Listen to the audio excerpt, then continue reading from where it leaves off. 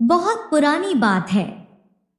एक गांव में एक बूढ़ा और बुढ़िया रहते थे और बूढ़ा का नाम गोबिंद था और बुढ़िया का नाम सालो थी। वे दोनों बड़े दुखी थे क्योंकि उनके बच्चे नहीं थे। दोनों कभी कभी बहुत उदास हो जाते थे और सोचते थे, हम ही हैं जो अकेले जिंदगी गुजार रहे हैं। एक बार गोबिंद से सालो देवी ने कहा, मुझे अकेला रहना अच्छा नहीं लगता है, क्यों ना हम एक बकरी को घर ले आए। उसी दिन दोनों बाजार में गए और एक भेड़ी खरीद कर घर ले आए।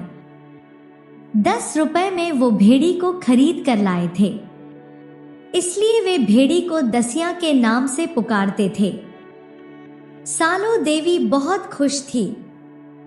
भेड़ी के साथ उसे अपने हाथों से खिलाती पिलाती। जहां भी सालो देवी जाती, दसिया को साथ ले जाती। पर थोड़ी ही दिन में भेड़ी बहुत ही मनमानी करने लगी। किसी के भी घर में घुस जाती थी और जो भी मिलता खाने लगती। आसपास रहने वाले लोग बहुत तंग हो गए और घर आकर बकरी के बारे में बोलने लगे। गोबिंद को बहुत गुस्सा आने लगा। सालो देवी को कहने लगा, मैं इस भेड़ी को वन में छोड़कर आऊंगा। सालो देवी ने कहा, ये क्या कह रहे हो? ऐसा करते हैं, रतन के साथ उसे वन में चरने के लिए भेज देते हैं। भेड़ी चराने वाले रतन के साथ रोज वन जाने लगी, लेकिन थोड़े ही दिन में रतन भी बहुत तंग हो गया। दसिया उसका कहना जो नहीं मानती थी, उसने भेड़ी को चराने ले जाने से इनकार कर दिया। भेड़ी फिर से घर में रहने लगी और अब उसे बच्चे हो गए और बच्चे भी सबको तंग करने लग गए। अब सालो देवी भी परेशान हो गई। उसने कहा, मैं और उनकी देखभाल नहीं कर सकती। गोबिंद बाबा ने भेड़ी और उसके बच्चों को वन में छोड़ दिया। भेड़ी और उसके बच्चे मिमित और सीमित वन में घूमने लगे। फूल पत्ते सब खाने लगे। एक दिन अचानक एक बाघिन से मुलाकात हो गई। बाघिन मिमित और सीमित को देख रही थी और सोच रही थी कि कब इन दोनों को खाऊंगी। बाघिन को देखकर बकरी को समझ में आ गया कि बाघिन क्या सोच रही है। भेड़ी को बहुत डर लग रहा था, पर वह हिम्मत करके बाघिन के पास गई और अपना सर झुकाकर उसने कहा, दीदी प्रणाम। अब बाघिन तो बहुत अचंभी में पड़ गई। ये भेड़ी तो मुझे दीदी कहकर पुकार रही है, उसके बच्चों को कैसे खाऊं? बाघिन ने कहा, तुम कहाँ रहती हो? भेड़ी ने कहा, क्या कहूं दीदी, रहने के लिए कोई जगह ही नहीं है हमारे पास। शिविर कहाँ? तो तेरे पास रहने के लिए कोई जगह नहीं है। ऐसा कर, मेरे साथ चल। मेरे पास 2 गुफा है, एक में तू अपने बच्चों के साथ रह जा। भेड़ी बड़ी खुशी से बाघिन के पीछे पीछे चल दी। उसे पता था बाघिन दीदी संबोधन से बड़ी खुश हुई थी और अब वह उसके बच्चों को नहीं खाएगी। बाघिन के गुफा के पास दूसरे गुफा में अपने बच्चों के साथ भेड़ी खुशी से रहने लगी। बाघिन भी उसे तंग नहीं करती थी, लेकिन कुछ दिनों के बाद बाघिन को जब बच्चे हुए, बाघिन फिर भेड़ी के बच्चों को खाने के लिए बेचैन हो गई। बच्चे पैदा होने के बाद वे शिकार करने के लिए नहीं जा पा रही थी। भूख भी उसे और ज्यादा लगने लगी थी। भेड़ी बाघिन की आंखों की ओर देखती और मन ही मन चिंतित होती। वे बाघिन के पास जाकर दीदी दीदी कहती और बातें करती रहती ताकि उसकी आंखों के भाव बदल जाए। बाघिन उससे कहती है, मेरे बच्चों का कोई नाम रख दो। भेड़ी ने कहा, एक का नाम सुमति और दूसरे का नाम कुमति रखते हैं। शाम होते ही बाघिन ने भेड़ी से कहा, तुम तीनों अगर हमारे संग सोते तो बड़ा अच्छा होता, या किसी एक को अगर मेरी गुफा में भेज दो तो अच्छा होता। अब भेड़ी बहुत परेशान हो गई, क्या कहे बाघिन से। मिमित ने अपनी मां को चिंतित देखकर कहा, मां तू चिंता मत कर, मैं जाऊंगा वहां सोने। बाघिन के गुफा में जाकर मिमित ने कहा, मौसी मौसी मैं आ गया। बाघिन बड़ी खुश हुई। उसने मिमित से कहा, तो उस किनारे सो जा। मिमित में लेट गया, लेकिन डर के कारण उसे नींद नहीं आ रही थी। थोड़ी देर के बाद वे उठकर बाघिन के पास जाकर उसे देखने लगा। हाँ, बाघिन ने गहरी नींद में सो रही थी। मिमित ने धीरे से सुमति को उठाया और अपनी जगह उसे लिटाकर खुद उसकी जगह में लेट गया। जैसे आधी रात हुई, बाघिन की नींद खुल गई। वह गुफा के किनारे धीरे धीरे पहुंची और आंखें तब भी नींद रहने के कारण ठीक से नहीं देख पा रही थी, पर तुरंत उसे खाकर सो गई। जैसे ही सुबह हुई, मिमित ने कहा, मौसी मैं अब जा रहा हूं। बाघिन चौंक गई, मिमित जिंदा है तो मैंने किसको खाया। वह तुरंत अपने बच्चों की ओर देखने लगी, कहां गया मेरा सुमति। बाघिन ने गुस्से से छटपटा रही थी। उसने कहा, आज रात को फिर आ जाना सोने के लिए। उस रात को जब मिमित पहुंचा सोने के लिए, उसने देखा बाघिन अपनी पूंछ से कुमति को अच्छे से लपेटकर लेटी है। अब मिमित सच में पड़ गया। बाघिन ने कहा, जा उस किनारे सो जा। मिमित उस किनारे जाकर लेट गया, लेकिन उसे नींद नहीं आ रही थी। फिर धीरे से गुफा से बाहर आ गया और चारों ओर देखने लगा। उसे एक बड़ा सा तरबूज दिखाई दिया। उसने उस तरबूज को उठाकर गुफा के किनारे पर रख दिया और खुद अपनी मां के पास चला आया। सुबह होते ही मिमित ने बाघिन के पास जाकर कहा, मौसी अब मैं जा रहा हूं। बाघिन उसकी ओर देखते रह गई और फिर उसे डकार आया। ये तो तरबूज का डकार आया है, तो इस बार मैंने तरबूज खाया है।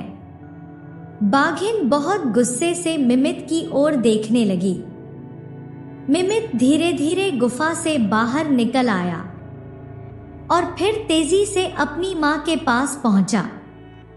मां, अब बाघिन हमें नहीं छोड़ेगी। चलो जल्दी चलो, यहां से निकल चलते हैं। भेड़ी मिमित और सीमित को लेकर भागने लगी। भागते भागते बहुत दूर पहुंच गई। भेड़ी मिमित और सीमित को देखती और बहुत दुखी होती।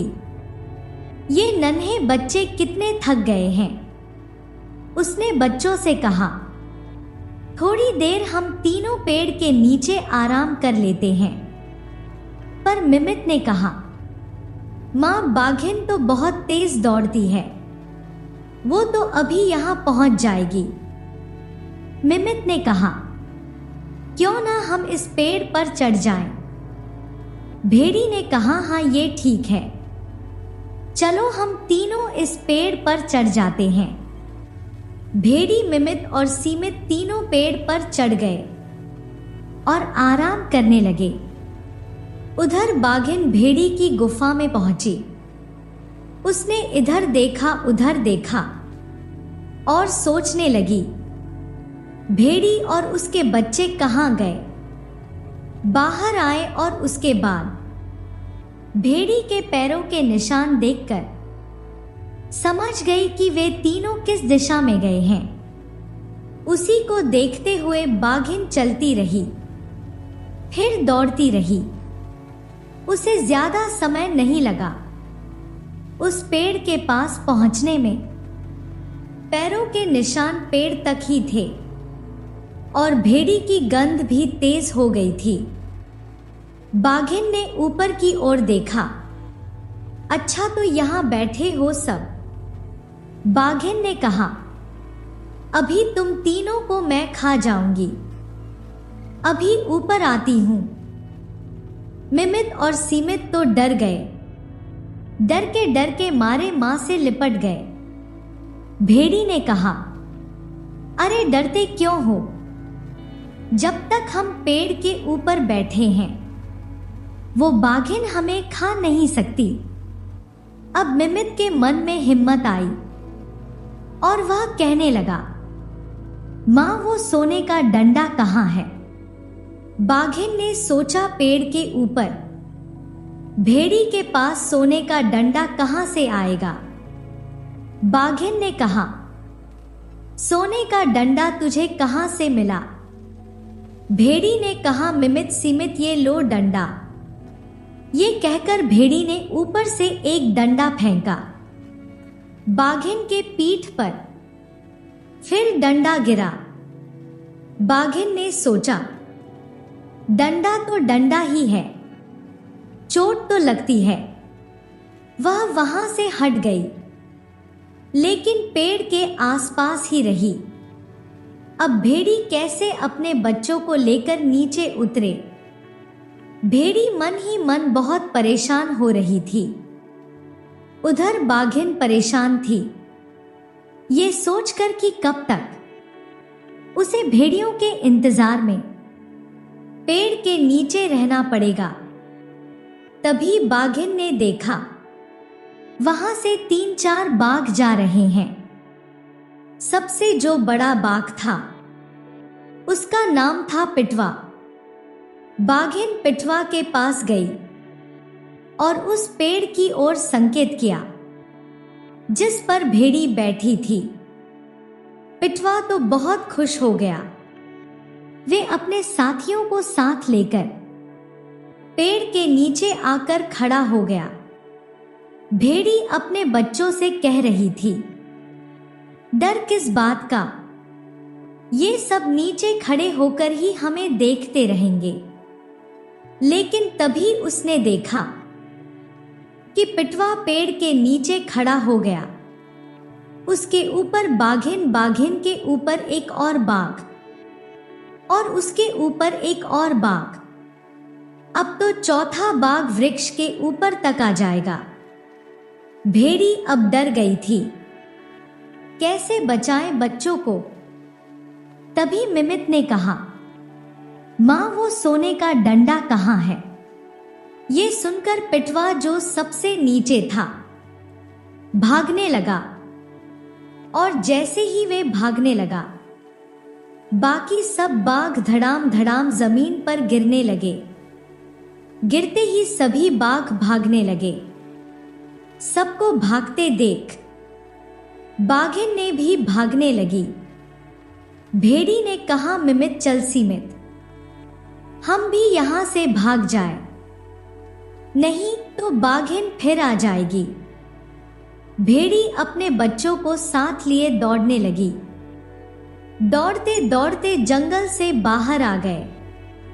तीनों सीधे गोविंद में के घर आ गए और सालो देवी को चारों ओर से घेर लिया। सालो देवी और गोविंद बाबा उन तीनों को देखकर बड़े खुश हुए। आप सब एक साथ खुशी खुशी रहने लगे। इस घटना के बाद भेड़ी और उसके बच्चे काफी सुधर चुके थे। अब वे बड़े प्यार से गोविंद और सालो देवी के साथ रहते थे और उन्हें परेशान नहीं करते थे। एक मनुष्य के 3 पुत्र थे। सबसे बड़े बेटे का नाम प्रेमचंद, दूसरे का नाम सुंदरशाय और सबसे छोटे बेटे का नाम विदेशी था। पूरा परिवार हर वक्त सबसे छोटे बेटे विदेशी को चिढ़ाता था और उसके साथ दुर्व्यवहार करता था। एक दिन बड़े बेटे प्रेमचंद के दिमाग में आया कि वह वन जाकर ईंधन के लिए लकड़ी काट लाए। उसकी मां कमला ने उसके लिए बढ़िया खाना और पानी की बोतल साथ में दी, जिससे वे काम के बीच ताजा हो सके। जब वे वन पहुंचा तो एक बूढ़े आदमी जो परी लोक से आया था, वह बूढ़े आदमी जो परीक्षा लेने के लिए आया था, बूढ़े आदमी ने प्रेमचंद से कहा, मुझे बहुत भूख और प्यास लगी है, क्या तुम अपने खाने में से थोड़ा सा मुझे दोगे? प्रेमचंद ने कहा, तुम्हें अपना खाना और पानी दूं? जी नहीं, ये तो मेरे लिए भी पूरा नहीं होगा। और वह वहां से चला गया। उसने पेड़ काटना शुरू किया, पर अभी ज्यादा देर काम भी नहीं किया था कि उसका वार चूक गया और उसने खुद को घायल कर लिया। उसे घर लौटना पड़ा ताकि घाव की मोहरों पट्टी करवा सके। ये गड़बड़ी उस बूढ़े आदमी की शैतानी से हुई थी। अगली बार दूसरा पुत्र सुंदरशाय काम के लिए निकला। मां ने उसे भी खाने के लिए बढ़िया खाना और पानी की बोतल दे दी। जब वे रास्ते में जा रहा था तो उसे भी वो बूढ़ा आदमी मिला। उसे बूढ़े व्यक्ति ने उसे भी खाने पीने के लिए कुछ मांगा। सुंदरशाय भी अपने आप को बहुत समझदार मानता था, इसलिए बोला, जो मैं खाना तुम्हें दूंगा तो मेरा खाना कम नहीं हो जाएगा, तुम अपने रास्ते जाओ। सुंदरशाय आगे बढ़ा और वह भी पेड़ काटने के लिए वार करने लगा। वार करते करते एक बार उसके टांग पर लगा और वह भी घायल हो गया। उसे भी घर वापस लौटना पड़ा। अब सबसे छोटे बेटे विदेशी ने पिता से कहा, बापूजी, मैं भी लकड़ी काटने जाना चाहता हूं। उन्होंने जवाब दिया, तुम्हारे भाई तो लंगड़े होकर आ गए, बेहतर होगा कि तुम घर पर रहो, क्योंकि तुम इस बारे में कुछ भी नहीं जानते। पर वे जिद करता रहा तो पिता ने कहा, जाओ, चोट खाओगे तो अकल आ जाएगी। उसकी मां ने उसे सूखी रोटी और एक बोतल पानी दी। विदेशी जब वन में गया तो उसे भी वही बूढ़ा आदमी मिला। उसने उसे खाना पीना मांगा। विदेशी बोला, मेरे पास तो सिर्फ सूखी रोटी और पानी है, अगर ये तुम्हें ठीक लगे तो हम मिलकर खा लेंगे। वे दोनों खाना खाने बैठ गई। जब लड़के ने खाना निकाला तो सूखी रोटी की जगह बढ़िया खाना और पीने के लिए मीठा पानी था। उन्होंने पेट भरकर खाना खाया। जब बूढ़ा वहां से जाने लगा तो उसने विदेशी से कहा, तुम बड़े दयालु हो, तुमने मेरे साथ सब कुछ बांटा, मैं तुम्हें वरदान देता हूं। वहां एक पुराना वृक्ष है, उसे काटो, उसके जड़ में तुम्हें कुछ मिलेगा। फिर उसने लड़के से विदा ली और चला गया। विदेशी काम में लग गया। उसने पेड़ काटा। जब पेड़ गिरा तो जड़ के नीचे की खोपड़ी जगह में शुद्ध सोने के पंखों वाला एक बतख मिला। विदेशी ने उसे उठा लिया। वे रात बिताने के लिए एक सराय में ठहर गया। सराय के मालिक के 3 बेटियां थीं। बड़े बेटी का नाम चंपा, दूसरे बेटी का नाम चमेली, तीसरे बेटी का नाम गुलाबी। उन्होंने जब बतख को देखा तो उसे अच्छी तरह देखने के लिए बेचैन हो उठी। वे इसका एक पंख उखाड़ना चाहती थी। सबसे बड़ी वाली चंपा बोली, मैं उखाड़ती हूं। वह उसके घूमने का इंतजार करती रही। फिर बतख को उसने पंखों से पकड़ लिया, पर जब हाथ हटाने की कोशिश करने लगी तो ताज्जुब में पड़ गई, क्योंकि वह तो जैसे पंखों से चिपक ही गई। तभी दूसरी बहन चमेली आई। वह भी एक पंख लेना चाहती थी, पर जैसे ही उसने अपनी बहन को छुआ, वह भी उससे चिपक गई। तीसरी बहन गुलाबी आई। वह भी पंख लेना चाहती थी, पर दोनों बहनें चिल्लाई, दूर रहो, भगवान के लिए दूर रहो। उसके समझ में ही नहीं आया कि वे दोनों क्या कहना चाह रही हैं। उसने सोचा, अगर ये दोनों यहां है तो मैं भी यही जाती हूं, और वे उधर ही चली गई। पर बहनों को छूने की देर थी कि वह भी बतख के साथ वैसे ही चिपक गई जैसे उसकी बहनें चिपकी थी। वे सारी रात बतख के साथ रही। अगली सुबह विदेशी ने बतख को बगल में दबाया और चल दिया। फिर तीनों बहनें बतख के साथ चिपकी थी, पर विदेशी ने उन पर ध्यान ही नहीं दिया। वे जहां जाता, जितनी तेज जाता, उन्हें भी जाना पड़ता था, चाहे वह चाहे या नहीं, क्योंकि वे चिपकी थी। जाते जाते उन्हें खेत के बीच एक पंडित मिला। उसने जब ये कतर जाते दिखी तो लड़कियों से बोला, तुम्हें मैदान के बीच से एक युवक के पीछे इस तरह भागते हुए शर्म नहीं आती? क्या यह ठीक है?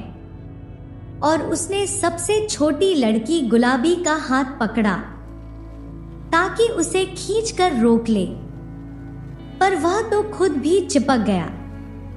अब कतार में लड़कियों के बाद पंडित भी जुड़ गया। उधर से पंडित का दास निकल रहा था। उसने जब अपने स्वामी को 3 लड़कियों के पीछे भागते देखा तो वह ताज्जुब में पड़ गया और चिल्लाकर पूछने लगा, स्वामी इतनी जल्दी में कहां जा रहे हैं? आज तो किसी के घर नामकरण करने जाना है। जवाब न मिलने पर उसने दौड़कर पंडित का धोती पकड़ लिया जिससे उसे रोक ले, पर वह भी चिपक गया। अब ये पांचों एक दूसरे से चिपके हुए भागे जा रहे थे। तभी इन्हें काम से लौटते हुए 2 मजदूर दिखाई पड़े। पंडित चिल्लाया, मुझे छुड़ा दो, पर छूने की देरी थी कि वे दोनों भी चिपक गए। अब ये 7 विदेशी और उसके बतख के पीछे दौड़ रहे थे। आखिर वे एक ऐसे शहर में पहुंचे जहां के सम्राट की केवल एक पुत्री थी और वह भी बिल्कुल उदास हो गई थी। कोई उसे हंसा नहीं पा रहा था। यहां तक कि राजा ने सब तरफ यह ऐलान करवा दिया कि जो उसे हंसा पाएगा उसे उससे शादी करा दी जाएगी। ये बात सुनकर विदेशी अपने बतख और उसके कतार के साथ उसके सामने गया। जैसे ही राजकुमारी ने 7 को एक दूसरे से चिपके हुए और एक दूसरे के पीछे भागते हुए देखा तो वह ऊंची आवाज में हंस पड़ी और देर तक हंसती रही। सम्राट के वचन के अनुसार विदेशी और राजकुमारी की शादी हो गई। वे राजा का उत्तराधिकारी बना और बहुत साल तक अपनी पत्नी के साथ खुशी की जिंदगी जिया। एक बार की बात है, एक सम्राट अपनी पड़ोस की राज्य में शेर करने के लिए निकला। उसे देखा, वहां की जमीन बहुत ही उपजाऊ थी, चारों ओर फसलें लहलहा रही थी। सम्राट मन में सोचने लगा कि कितना अच्छा होता यदि वे सुंदर और उपजाऊ क्षेत्र उसके राज्य में होता और वे उसके स्वामी होता। उसी राज्य में एक साहूकार रहता था। वे अपने कार्य में इतना अधिक व्यस्त रहता था कि उसे बाहर निकलने और घूमने फिरने की फुर्सत नहीं होती थी। उसका लंबा चौड़ा कारोबार था, फिर दास दासी थी और बड़े से मकान में रहता था। वह भी उसी दिन सैर करने निकला। वहीं पर एक अत्यंत खूबसूरत महल बना था। साहूकार सोचने लगा, कितना सुंदर महल है, काश अच्छा होता कि वे इस मकान का मालिक होता। उस महल में सुंदर राजकुमारी रहती थी। उस दिन वे महल की खिड़की पर खड़ी थी। तभी घोड़े पर सवार एक सुंदर राजकुमार उसने जाता हुआ देखा। राजकुमारी की इच्छा होने लगी, काश उसे भी ऐसा ही प्यारा राजकुमार मिलता जिसके साथ वह अपना शादी रचाती। महल में एक कुत्ता रहता था। उसने महल के बाहर के कुत्तों को सड़क पर दौड़ लगाते हुए देखा। वह सोचने लगा कि कितना अच्छा होता कि वह भी आजाद होता और सड़कों पर अपनी इच्छा से इधर उधर फिरता। एक बरामदे में एक बिलाई बैठी हुई धूप का आनंद ले रही थी। सर्दी के गुनगुनाती धूप में उसे बहुत अच्छा महसूस हो रहा था। तभी उसके सामने एक मूसा निकलकर तेजी से भागा। बिलाई झपट उठ बैठी और मूसा के पीछे दौड़ पड़ी, परंतु मूसा तब तक अपने बिल में घुस चुका था। बिलाई सोचने लगी कि कितना अच्छा होता यदि मैं यह मूसा पकड़ लेती, फिर बड़े आराम से इसे मारकर खाती। मूसा बिल में से निकलकर रसोई की तरफ चला गया। वहां एक बर्तन में बहुत सारी मिठाइयां रखी थी। मूसा मिठाई देखकर सोचने लगा कि काश जी भरकर मिठाई खाने को मिलती। उस दिन एक परी आकाश में घूम रही थी। उसने सभी 6 लोगों की इच्छाएं सुनी। उसे महसूस हुआ कि ये लोग कुछ मांग रहे हैं, क्यों ना उनकी इच्छाएं पूरी कर दी जाए। उसने सभी 6 लोगों की इच्छाएं पूरी कर दी। इसके पश्चात वे परी लोग वापस चली गई। कुछ दिन बाद वह पुनः सैर करने निकली। उसे ये देखकर बड़ी हैरानी हुई कि जिन 6 लोगों की इच्छाएं उसने पूरी की थी, उन सभी की अनेक नई इच्छाएं जन्म ले चुकी थी। परी लोग वापस चली गई। राजा अधिक शक्तिशाली बनने के लिए किसी नए प्रदेश को अपने राज्य में मिलना चाहता था। साहूकार अधिक दौलत कमाकर अनेक भावनाओं का मालिक बनना चाहता था। राजकुमारी विवाह के पश्चात अपने पति और भविष्य में होने वाले बच्चों के संबंध में ढेरों इच्छाएं रखने लगी थी। कुकुर बाहर जाकर परेशान था। वह अपने मालिक के पास वापस जाना चाहता था। बिलाई और अधिक मुझसे खाना चाहती थी। केवल एक मूसा था जो बिलाई की इच्छा के कारण बिलाई के पेट में जा चुका था। मृत्यु के कारण मूसा की इच्छाएं समाप्त हो गई थी। परी को एहसास हुआ कि हर जीवित प्राणी के अनंत इच्छाएं जन्म लेती रहती हैं और वे तब तक समाप्त नहीं होती जब तक उसकी मृत्यु नहीं हो जाती। अब उस परी ने किसी की भी इच्छा पूरी करने का इरादा छोड़ दिया और स्वयं घूमने के लिए आगे निकल गई।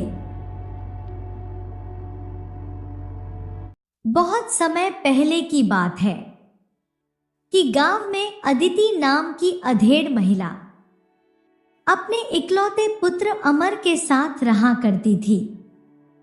बहुत गरीब होने के कारण वे दूसरों के यहां बर्तन मांजकर अपना वो अमर का पेट भरा करती थी। लेकिन अदिति परिश्रमी होने के साथ साथ बुद्धिमान भी थी। खर्च करने के बाद वे जो कुछ बचा पाती उसे जोड़ती रहती। एक दिन जब उसने जमा किए गए पैसे गिने तो 120 रुपए हो गए थे। वे सोचने लगी कि अब अमर को कोई छोटा मोटा काम धंधा करा सकती हूं। उसने अमर को बुलाया और कहने लगी, पुत्र, मैंने एक एक पैसा जोड़कर कुछ रुपया पैसे इकट्ठे किए हैं। मेरा शरीर भी कमजोर हो चुकी है। ना जाने कब स्वर्ग सिधर जाऊं। तो एक कार्य कर, ये 40 रुपया लो और कोई छोटा मोटा व्यापार कर लो। 40 रुपए लेकर अमर कोई छोटा मोटा व्यापार करने के लिए शहर की तरफ चल पड़ता है। शहर पहुंचने पर उसे एक जगह पर मेला लगा दिखाई दिया। मेले में सजी दुकानें देखने के पश्चात अमर अंत में पशुओं की दुकानों के सामने पहुंचा। तभी एक मांस व्यापारी वहां आया और उसने दुकानदार से एक बार में उसने सारी भेड़ बकरियां खरीद ली। भेड़ बकरियां खरीदने के पश्चात व्यापारी उन भेड़ बकरियों को घसीट घसीट कर मारता हुआ अपने गोदाम खाने की तरफ ले जाने लगा। ये देखकर अमर को उन भेड़ बकरियों पर बहुत तरस आ रहा था। तभी उनमें से एक कमजोर से दुबली पतली भेड़ गिर पड़ी और व्यापारी उसे बेतहाशा पीटने लगा। आह, कितना बेरहम है ये आदमी, अमर सोचने लगा। जब अमर से ना देखा गया तो वे बोला, अरे चाचा, तुम इस भेड़ को मत मारो। यदि चाहो तो इस कमजोर भेड़ को मुझे दे दो।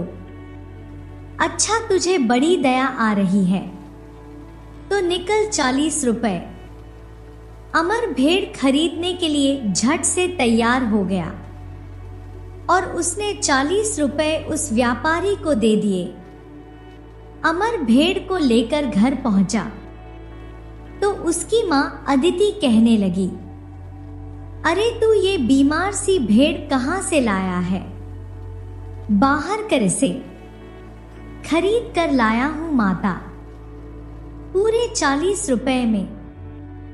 जब अमर ने सारी बात बताई तो अदिति उस पर अत्यधिक क्रोधित हो उठी।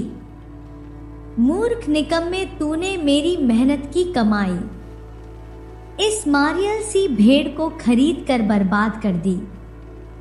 जा, दूर हो जा मेरी नजरों से। और अमर उदास होकर बाहर चला गया। अमर के दिन रात सेवा करने से वो भेड़ कुछ दिनों में ही तंदुरुस्त हो गई। लेकिन अदिति को वह भेड़ अब भी एक आंख नहीं स्वाती थी। वे सोचने लगी, अमर को किसी कार्य में लगाने के लिए फिर कोई उपाय करना होगा। और एक दिन अदिति ने फिर अमर को 40 रुपए देते हुए कहा, अब की बार सोच समझ कर ही कोई वस्तु खरीदना। यदि इस बार तूने कोई बेकार के वस्तु खरीदी तो मुझसे बुरा कोई ना होगा। बहुत अच्छा माता, मैं ध्यान रखूंगा। अमर 40 रुपए लेकर घर से चल पड़ा और चलते चलते एक नदी के किनारे आ पहुंचा कि तभी उसे किसी मछली वाले के रोने की आवाज सुनाई दी। अमर मछली वाले के पास जाकर उसके रोने का कारण पूछने लगा तो मछली वाले बोला, क्या बताऊं भाई, आज मुझे सम्राट को मत्स्य पकड़ने का कर देना है, जबकि पास में ना तो एक बांध है और ना घर में ही खाने के लिए चावल का एक दाना है, और आज पूरे दिन में सिर्फ यही एक छोटी सी मत्स्य हाथ लगी है। अब तुम ही बताओ, इस एक मत्स्य से क्या करूं? इसे सम्राट को दूं या इससे अपने परिवार का पेट भरूं? अगर कर नहीं देता तो सम्राट मुझे फांसी पर लटकवा देगा या कोड़े से पिटवाएगा।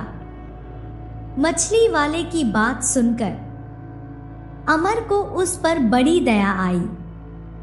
वो कहने लगा, तुम एक काम करो भाई, ये 40 रुपए रख लो और मुझे ये सुनहरी मीन दे दो। इस तरह अमर को भी सुनहरी मीन बेचकर मीन वाले खुशी खुशी अपने घर लौट गया। अमर भी उस सुनहरी मीन को लेकर खुशी खुशी घर लौट आया और सारा किस्सा अदिति को सुनाया तो माता ने सिर पीट लिया। माता ने उसे खूब डांटा मारा, लेकिन अमर खामोश ही रहा। माता के जाने के बाद अमर ने सुनहरी मीन को पानी से भरे एक बर्तन में डाल दिया। अमर सुनहरी मीन और भेड़ का बहुत ध्यान रखता था, जबकि अदिति को भेड़ के साथ साथ सुनहरी मीन को भी एक आंख ना भाती थी। एक दिन अदिति जब सख्त बीमार पड़ी तो उसने अमर को बुलाकर कहा, पुत्र, मेरे पास केवल अब 40 रुपए बचे हैं, मैं तो कुछ कमा नहीं सकती। तुम ही इन बचे हुए 40 रुपए से कोई व्यापार आरंभ करो ताकि हम दोनों का जीवन निर्वाह हो सके। अमर ने अपनी माता को दिलासा देते हुए कहा, माता, इस बार इन 40 रुपयों से अवश्य ही कोई ऐसा व्यापार करूंगा जिससे हम दोनों का जीवन आनंद पूर्वक व्यतीत हो सके। अमर 40 रुपया लेकर फिर घर से निकल पड़ा। मार्ग में उसे एक अत्यंत बूढ़ी महिला मिली जो फूट फूट कर रो रही थी। अमर बोला, दादी माँ, तुम इस तरह फूट फूट कर क्यों रो रही हो? क्या दुख है तुम्हें? बूढ़ी माँ ने कहा, मैं हांडी बनाती और बेचती हूँ, लेकिन 7 दिन से मेरा कोई हांडी नहीं बिका और तब से ही मैं भूखी हूं। अब तुम ही बताओ, मैं अपनी किस्मत पर रो नहीं तो क्या करूं? कहकर बूढ़ी मां पुन फुट फुट कर रोने लगी। अमर का मन एक बार फिर दया का भाव उठा और वे बोला, तुम रो मत बूढ़ी मां, ये 40 रुपए तुम रख लो और हांडी मुझे दे दो।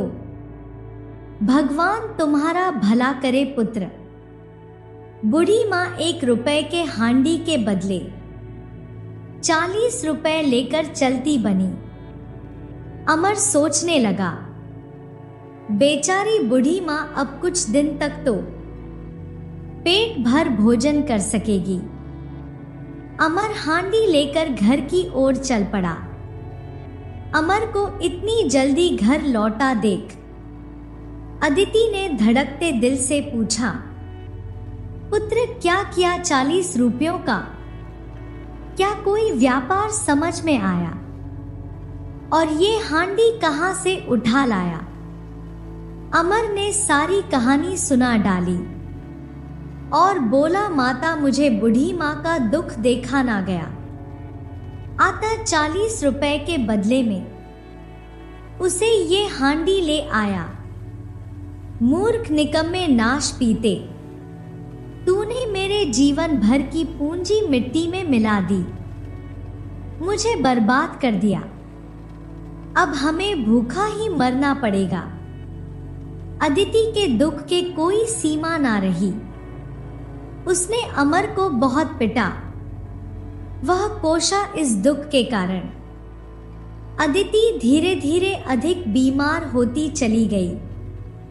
बीमारी और बेरोजगारी के कारण धीरे धीरे घर के सब बर्तन भांडे बिक गए और कुछ दिनों बाद ही भूखे मरने की नौबत आ गई। अमर दुखी होकर सोचने लगा, हे भगवान, अब मैं क्या करूं? घर में ना तो चावल एक दाना है और ना ही माता के इलाज के लिए एक फूटी कौड़ी है। अब मीन, भेड़ और हांडी का क्या करूं? क्या इन्हें बेच दूं? तभी उदास अमर के कानों में एक आवाज सुनाई पड़ी, अमर तुम आज इतने उदास क्यों हो?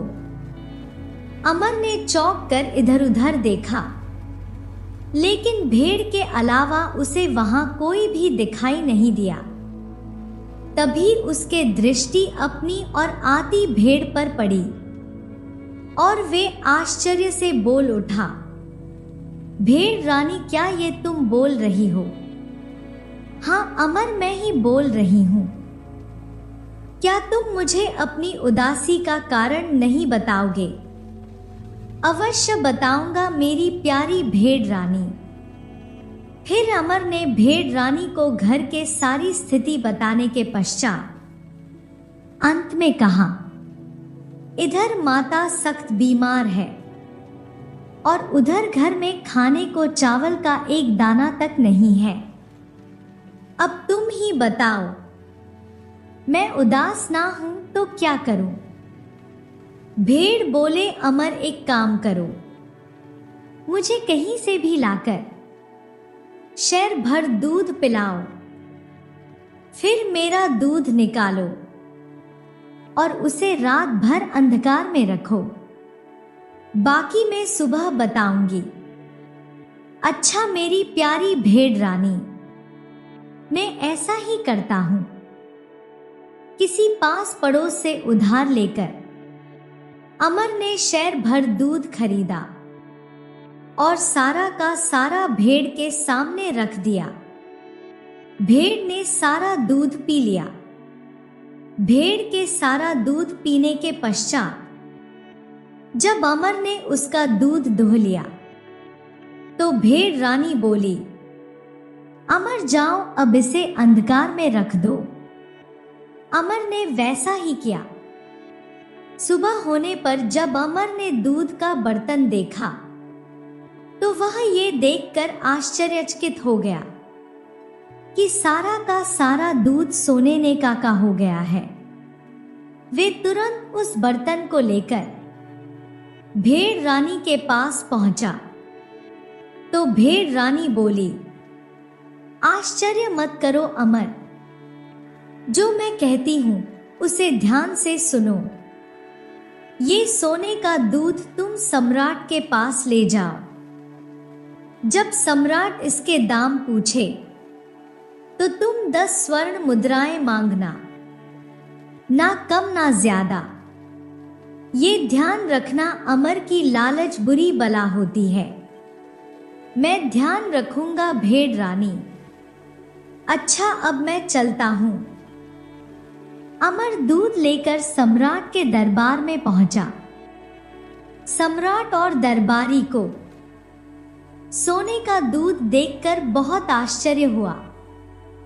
फिर सम्राट ने प्रसन्न होकर कहा, हम प्रसन्न हुए लड़के, इस दूध के तुम हमसे क्या कीमत चाहते हो? अमर ने भेड़ रानी के कहे अनुसार ही कहा, राजन, इसकी कीमत केवल 10 स्वर्ण मुद्राएं हैं। क्या केवल 10 स्वर्ण मुद्राएं?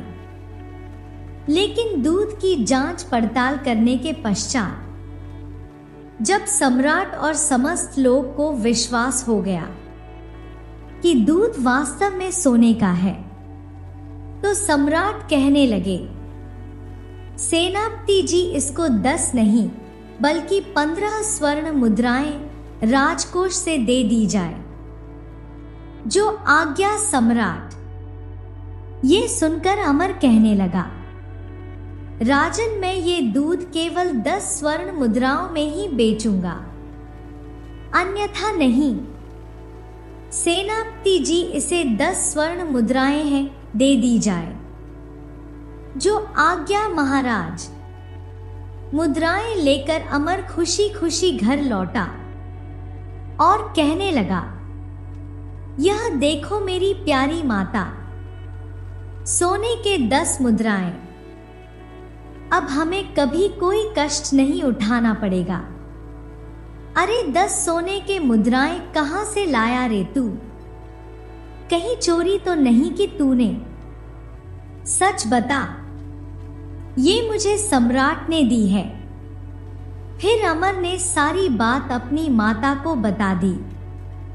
अमर की बात सुनकर उसकी माता बहुत प्रसन्न हुई और कुछ ही दिनों में वह बिल्कुल स्वस्थ हो गई।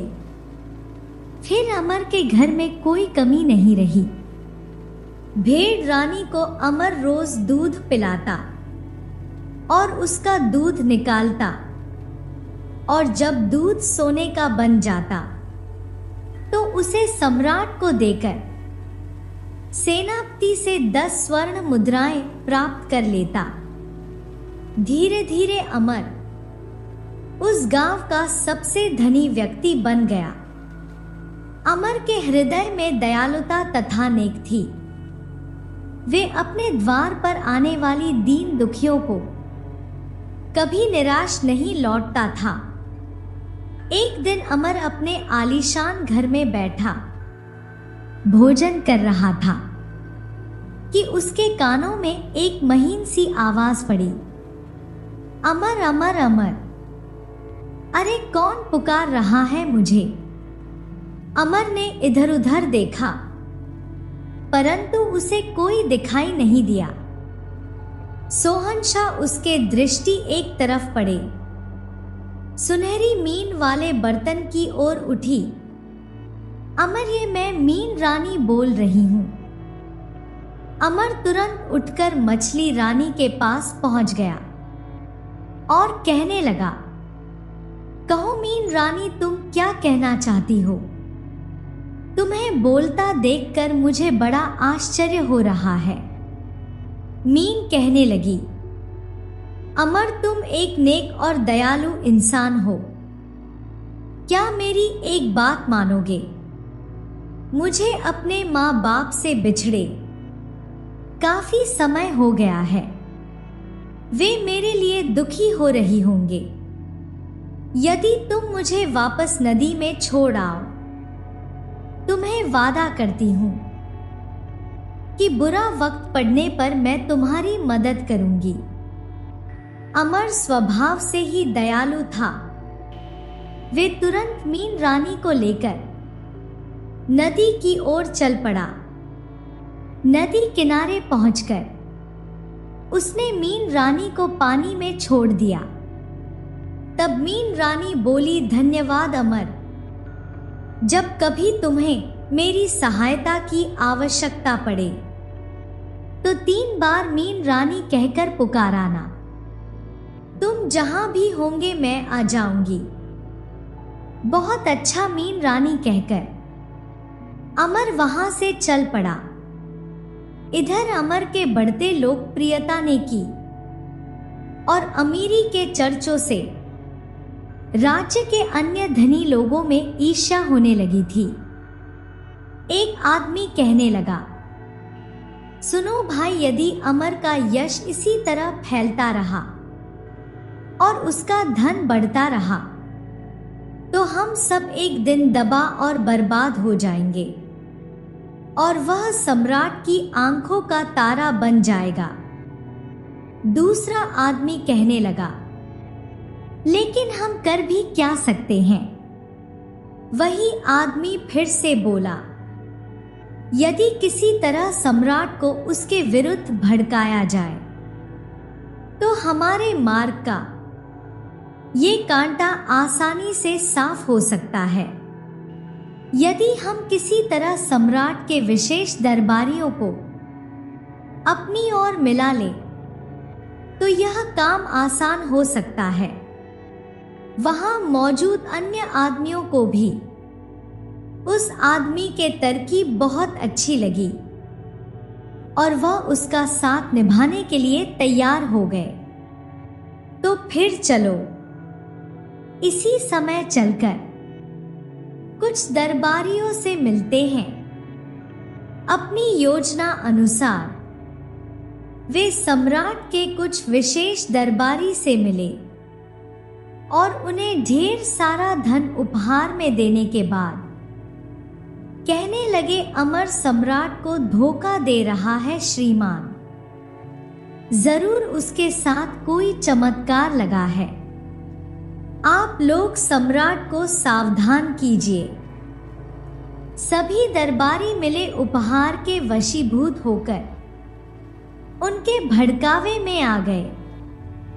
यदि ऐसी बात है तो आप लोग निश्चित रहे, हम आज सम्राट को सारी स्थिति से अवगत करवाएंगे। हाँ, सम्राट को जरूर मालूम होना चाहिए कि आखिर में सोने का दूध रोज कहां से लाता है। और उन दरबारी ने सम्राट के कान भरने शुरू किया। सम्राट, यदि अमर इसी तरह रोज सोने का दूध आपको बेचकर 10 स्वर्ण मुद्राएं लेता रहा तो एक दिन राजकोष खाली हो जाएगा। और दूध का क्या भरोसा, क्या पता वो एक दिन सोने के दूध की बजाय साधारण दूध रह जाए और इस तरह बिना धन के सारा राजकार्य ठप हो जाएगा। सम्राट, उचित यही होगा इस लड़के से मालूम किया जाए कि वे सोने का दूध कहां से लाता है। यदि उस दूध के आने का स्रोत हमें मालूम हो गया तो फिर आपको धन व्यर्थ करने की भी आवश्यकता नहीं होगी। और सम्राट उनके भड़कावे में आकर कहने लगा, आप लोग ठीक ही कहते हैं, मैं अभी उसे बुलावा भेजता हूं। सोने का दूध वह कहां से लाता है, ये मेरे लिए जानना अब जरूरी हो गया है। सम्राट ने तुरंत सिपाही को बुलाकर आदेश दिया, सिपाही जाओ, तुरंत अमर और उसकी मां को पढ़कर हमारे सामने पेश करो। सिपाही तुरंत अमर के घर पहुंचे और कहने लगे, अमर, चलो, तुम्हें और तुम्हारी मां को सम्राट ने इसी समय बुलाया है। सम्राट ने बुलाया है, लेकिन क्यों? जब अमर और उसकी माता राज दरबार में पहुंचे तो राजा कहने लगा, अमर, तुम हमें बताओ कि तुम सोने का दूध कहां से लाते हो। यदि ठीक ठाक उत्तर नहीं दिया तो तुम दोनों मां बेटे का सिर धड़ से अलग कर दिया जाएगा। कोई चारा ना देख अमर ने सम्राट को सब कुछ सच सच बता दिया और कहने लगा, राजन, हमें कुछ नहीं चाहिए। आप उस भेड़ को ले लीजिए और मुझे और मेरी माँ को छोड़ दीजिए। सम्राट बोले, सिपाहियों जाओ, वे भेड़ ले आओ और इन्हें ये राज हमसे छुपाने के जुर्म में कारागार में डाल दिया जाए। अमर की माता गिड़गिड़ाते हुए कहने लगी, दया करे सम्राट। अमर भी बोला, सम्राट, ये तो हमारे साथ अन्याय है। परंतु सम्राट ने उनकी एक ना सुनी और उन्हें कारागार में डाल दिया गया। इधर अपनी योजना को सफल होते देख दरबारियों और साहूकारों ने खूब जश्न मनाया। धीरे धीरे समय गुजरता गया। अचानक पूरे राज्य में भीषण अकाल पड़ा। नदी नाले तालाब सब सूख गए। लोगों में त्राही त्राही मच गई। पानी की एक एक बूंद के लिए लोग तरसने लगे। लोगों ने सम्राट से गुहार की, सम्राट कोई उपाय करे, वरना इस सुखी के कारण हम सब काल के ग्रास बन जाएंगे। लेकिन सम्राट के पास इस सूखे से निपटने का कोई उपाय नहीं था। सम्राट द्वारा अकाल का कोई उपाय ना होता देख प्रजा में धीरे धीरे आक्रोश फैलने लगा। राज्य के लोग आपस में कहने लगे, कहीं ऐसा अमर के साथ अन्याय करने के कारण तो नहीं हुआ है। और जल्दी ही लोग बगावत पर उतर आई। उन्होंने अकाल का कारण अमर के साथ सम्राट द्वारा अन्याय किया जाना ही समझा। सभी पुरुष राजा के पास पहुंचे और कहने लगे, सम्राट अमर को रिहा कर दिया जाए। अमर के कारण ही पानी का देवता रुष्ट हुए हैं। सम्राट ने औपातकालीन दरबार बुलाया और कहने लगा, प्रजा अमर के कारण ही हमसे बगावत पर उतर आई है। अब आप लोग की कोई उपाय बताएं, वरना प्रजा का विश्वास हम पर से उठ जाएगा। एक दरबारी आदमी बोला, मेरे दिमाग में एक उपाय आया है सम्राट, तो जल्दी बताओ। आप अमर को रिहा कर दीजिए, लेकिन साथ ही ये घोषणा भी करवा दीजिए कि यदि अमर वर्षा ना करवा पाया तो उसे मौत के घाट उतार दिया जाएगा। ये तुम क्या कह रहे हो? ठीक ही कह रहा हूं सम्राट। अमर कोई देवता तो है नहीं जिसके कहने पर वर्षा हो जाएगी। इस तरह से प्रजा का भ्रम मिट जाएगा और अमर की मौत के साथ आपके मार्ग का कांटा भी साफ हो जाएगा। शाबाश, तुम्हारी योजना हमें पसंद आई है।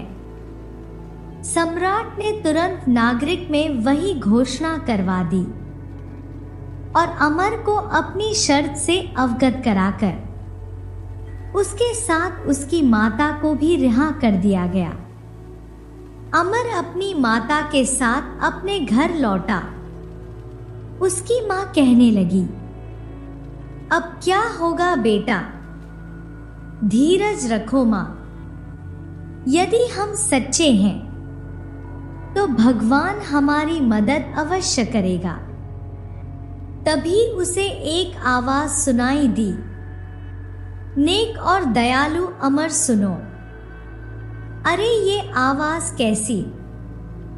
पता नहीं, अब तो यहाँ भेड़ और मीन रानी भी नहीं है। आवाज पुनः आई, मैं हांडी राजा बोल रहा हूँ अमर। जिसे तुमने बूढ़ी माँ से खरीदा था। अगले पल एक तरफ रखा हांडी लुढ़कता हुआ उनके पास आ गया। अमर, क्या तुम मुझे अपनी उदासी का कारण बताओगे? तब आश्चर्य में डूबे अमर ने सारी कहानी हांडी को सुना दी। सुनकर हांडी बोला उठा, तुम परेशान ना हो अमर, कहीं से एक बूंद पानी लाकर मेरे भीतर डाल दो, फिर देखो मेरा कमाल। एक बूंद पानी लेकिन कहां से लाऊं? तभी अमर को मीन रानी का ध्यान आया। हो सकता है मीन रानी इस संबंध में कोई सहायता कर सके। अमर तुरंत नदी के पास जाकर मीन रानी को पुकारने लगा, मीन रानी, मीन रानी, मीन रानी। और अभी अमर की तीसरी पुकार पूरी ही हुई थी कि मीन रानी आ गई। मीन बोली, कहो रामू, तुमने मुझे कैसे याद किया? मीन रानी, क्या तुम मुझे अपनी एक बूंद दे सकती हो? हाँ हाँ, क्यों नहीं अमर, मुझे उस हांडी के पास ले चलो। अमर मीन को लेकर घर पहुंचा और हांडी को उठाकर मीन रानी के सामने रख दिया। मीन रानी ने अपना मुंह खोला और उसके मुंह से पानी की बूंदें निकालकर हांडी के भीतर गिरने लगी। पानी की उन बूंदों के हांडी में गिरते ही हांडी पानी से पूरी तरह भर गया। फिर पलक झपकने के साथ ही उसे झरझर पानी बह निकला। फिर अमर मछली को वापस नदी में छोड़ आया। तब अमर अपने घर पहुंचा तो हांडी कहने लगा, अमर, अब तो मुझे उठकर बाहर बरामदे में तिरछा करके रख दो। और अमर ने हांडी राजा को तिरछा करके बरामदे में रख दिया। अगले ही पल हांडी से पानी किसी तेज धारा वाली नदी के समान निकलने लगा। जब राह चलते आदमी ने तेजी से बहते पानी को देखा तो खुशी से झूम उठे, अरे ये पानी तो अमर के घर से आ रहा है, चलो चलकर अमर से ही ये रहस्य मालूम करते हैं। हाँ चलो। और जब आदमी को सारी बात पता चली तो वह अमर की जय जयकार कर उठे। फिर शीघ्र तेज गति से चारों ओर बहता पानी भाप बनकर आकाश में उड़ा और बादल बनाकर बरसने लगा। जब सम्राट को सारी खबर मिली और उन्होंने स्वयं भी वर्षा होती देखी तो उन्हें अपने किए पर बड़ा पश्चाताप हुआ। उन्होंने तुरंत उन सभी साहूकारों और दरबारी लोग को कारागार में बंद करवा दिया जिन्होंने अमर के विरुद्ध षड्यंत्र रचा था और उन्हें भड़काया था। उसके पश्चात सम्राट अमर के भेड़ को लेकर स्वयं अमर के घर पहुंचा और कहने लगा, हमें क्षमा कर दो पुत्र, हम अपने किए पर लज्जित हैं। ऐसा ना कहे सम्राट, इसमें आपका कोई दोष नहीं था। आइए पधारिए और हमें सेवा करने का एक मौका दीजिए। इसके बाद फिर कभी अमर के राज्य में अकल नहीं पड़ा और अमर अपनी माता के साथ आनंद पूर्वक रहने लगा।